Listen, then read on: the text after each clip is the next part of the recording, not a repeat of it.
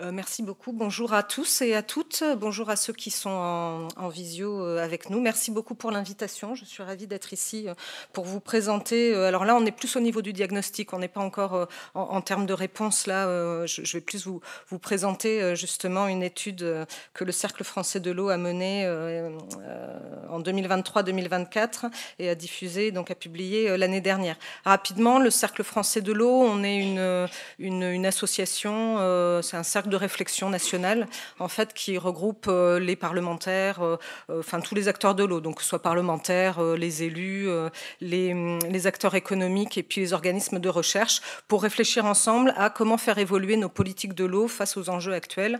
On voit bien, enfin Jean-Emmanuel nous a bien décrit les enjeux actuels et à venir.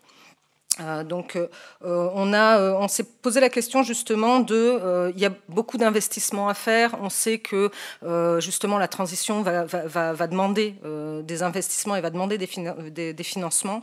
Et nous, avec certains partenaires, donc on est parti avec le ministère de la Transition écologique, on est parti avec Intercommunalité de France, Amorce et l'ANEB, donc l'Association nationale des élus de bassin, pour se poser la question de savoir, ok, en effet, il va falloir des investissements, mais en gros, aujourd'hui, qui paye combien, dans quel secteur d'activité et pour finalement financer quel champ d'action.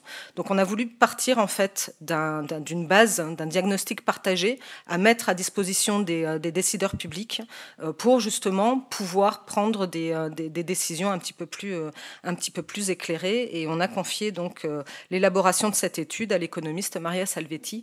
Voilà. Je passe directement aux résultats. Donc au niveau de ces dépenses globales, donc on a regardé un petit peu les flux financiers.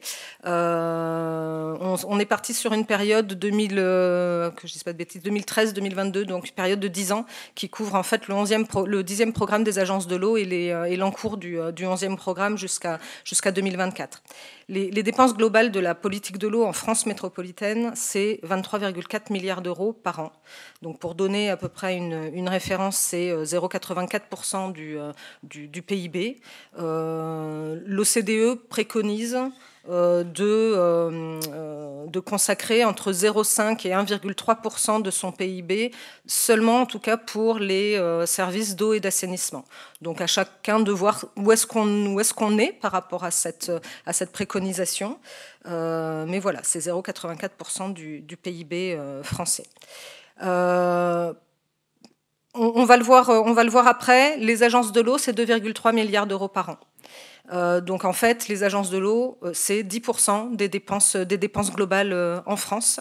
Donc c'est primordial, et ça je vais vous le montrer, mais c'était pour montrer voilà, que les agences de l'eau ne représentent pas tout le financement de la politique publique de l'eau.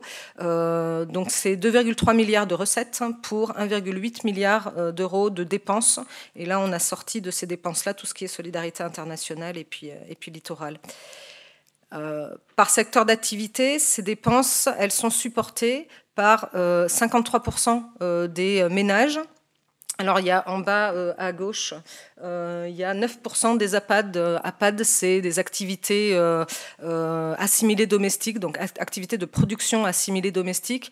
C'est en gros tous les commerçants, les artisans qui sont connectés au réseau collectif, que ce soit d'eau potable ou d'assainissement. Donc, si jamais on ajoute les deux, on est à plus de 60% qui sont supportés, en tout cas, par ceux qui sont connectés, enfin, raccordés au réseau collectif d'eau potable et d'assainissement. Et puis, on a donc 23% de ces dépenses qui sont supportées par les industriels. On a 9% qui sont supportés par les agriculteurs. Et puis, on a 6% de ces dépenses qui sont supportées par l'État et les collectivités territoriales. Pour quel champ d'action ? Il y a, sans surprise non plus, il y a 53% de ces dépenses qui sont orientées vers tout ce qui est lutte contre les pollutions de toutes origines, que ce soit pollution diffuse ou pollution ponctuelle. Donc c'est plus de 50% de ces dépenses qui sont orientées vers la lutte contre les pollutions, et près de 40% vers tout ce qui est accès et puis qualité de l'eau potable, en fait, de l'eau à destination de la consommation humaine. Et puis, on a d'autres champs d'action qui en fait, représentent à peu près 8% de ces dépenses, qui sont tout ce qui est restauration des milieux, qui est tout ce qui est connaissance de planification, de gouvernance, tout ce qui est prévention et gestion du risque inondation, et tout ce qui est préservation de la ressource et sobriété, en gros ce qu'on appelle gestion quantitative. 8%. Donc ce schéma un petit peu barbare nous montre justement qui sont les financeurs de cette politique de l'eau en France. Comme je vous le disais par rapport au secteur d'activité tout à l'heure, c'est qu'on a les services publics d'eau et d'assainissement qui participent en fait à hauteur de 55% de ces dépenses de la politique publique de l'eau en France, qui représentent donc près de 13 milliards d'euros. Tout à l'heure, je vous disais que les industriels participent à hauteur de 23%. La raison, en tout cas, c'est parce que le deuxième poste de dépenses, en tout cas de cette politique de l'eau, ce sont les dépenses qu'on appelle les dépenses pour compte propre, c'est-à-dire tout l'argent privé qui est injecté pour optimiser les process. Donc, en gros, c'est vraiment les industriels, les agriculteurs et puis certains ménages qui sont en assainissement non collectif qui justement dépensent de leur budget propre sur la politique de l'eau. Et comme je vous le disais, les agences de l'eau arrivent en troisième poste de dépenses avec 2 milliards d'euros environ. Je vous ai montré que justement des recettes des agences de l'eau, il y a près de 100 millions d'euros qui partent vers le budget de l'État et près de 150 millions d'euros qui partent vers le budget de l'Office français de la biodiversité. En sachant que cette année, en 2025, l'État a ponctionné 130 millions sur les agences de l'eau et a ponctionné 418 millions pour financer l'OFB, et a priori, c'est pas fini. On a aussi étudié la répartition des instruments économiques dans ces dépenses. Donc évidemment, les services publics d'eau et d'eau potable et d'assainissement, c'est en gros votre facture d'eau. Donc c'est des tarifs. Donc on a plus de 50%, c'est des tarifs. Et puis on a 7 milliards d'euros, c'est des dépenses pour compte propre. Et ensuite le reste, ça se répartit entre des redevances environnementales, des taxes, donc tout ce qui est impôts, des transferts, des taxes environnementales, comme la GEMAPI, et puis des mécanismes de compensation. Tout ce qui est coûts non couverts et à financer. Donc on s'est posé la question de savoir finalement, est-ce que ça suffit, ces dépenses? Qu'est-ce qui reste finalement à financer? Première chose, et ça Jean-Emmanuel l'a dit, ce sont les coûts environnementaux. Les coûts environnementaux, le rapportage à l'Europe montre que tout ce qui est pollution des cours d'eau, tout ce qui est non atteinte en fait du bon état des cours d'eau, c'est 5 milliards d'euros à mettre en plus chaque année. L'UIE a fait une étude aussi avec Maria Salvetti et qui a montré qu'il manque 4,2 milliards d'euros pour moderniser et décarboner les infrastructures d'eau potable et d'assainissement, et quasiment 400 millions d'euros pour justement les besoins de traitement en micropolluants, en sachant que ça a été recalculé, on est plutôt à 800-900 millions pour les micropolluants. Et puis, France Assureur a fait une étude aussi qui montre que le coût des assurances va exploser et va représenter à peu près 3 milliards d'euros par an jusqu'à 2050. Donc, en fait, on a des coûts non couverts qui sont de l'ordre de 13 milliards d'euros, qui représentent donc plus de 50% des dépenses actuelles. Donc, comment on fait, en effet, pour financer cette couverture de coûts qui n'est pas couvert? Cette étude, on a aussi justement décliné en tout cas tous les résultats par bassin hydrographique, parce que ça nous paraissait important de le décliner par territoire d'agence de l'eau métropolitaine. Ça, je vous laisse aller voir sur le rapport complet pour chacun des bassins versants.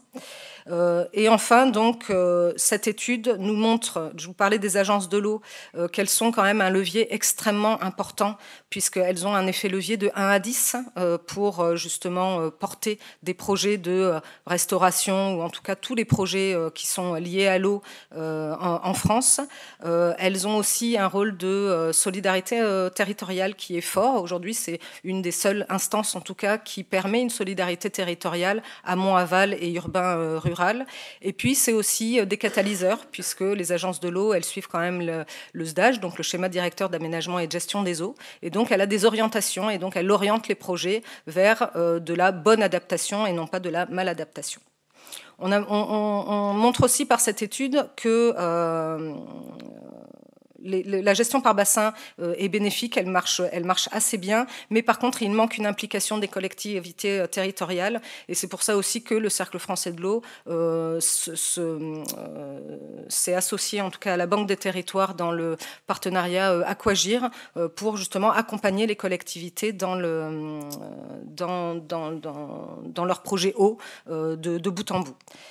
Et puis, clairement, on s'est rendu compte que les dépenses dans la politique de l'eau aujourd'hui, c'est principalement tout ce qui est petit cycle, donc tout ce qui est service public d'eau et d'assainissement, et qu'il y a un moment, il va peut-être falloir financer le grand cycle de l'eau, en réinterrogeant la règle de partage entre tout ce qui est tarifs, redevances, fiscalité locale, mais aussi, comme le disait la dame de la Banque des territoires ce matin, le recours à l'emprunt.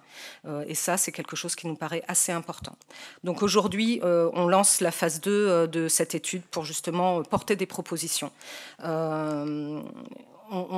Justement, on va, à partir d'une bibliographie et puis aussi à partir d'auditions d'acteurs, faire toute une liste de propositions pour repenser ce financement de la politique de l'eau. On est attendu donc pour des propositions fin d'année prochaine. Et puis, je vous invite à aller voir notre rapport complet sur le site du Cercle français de l'eau, et je vous remercie de votre attention.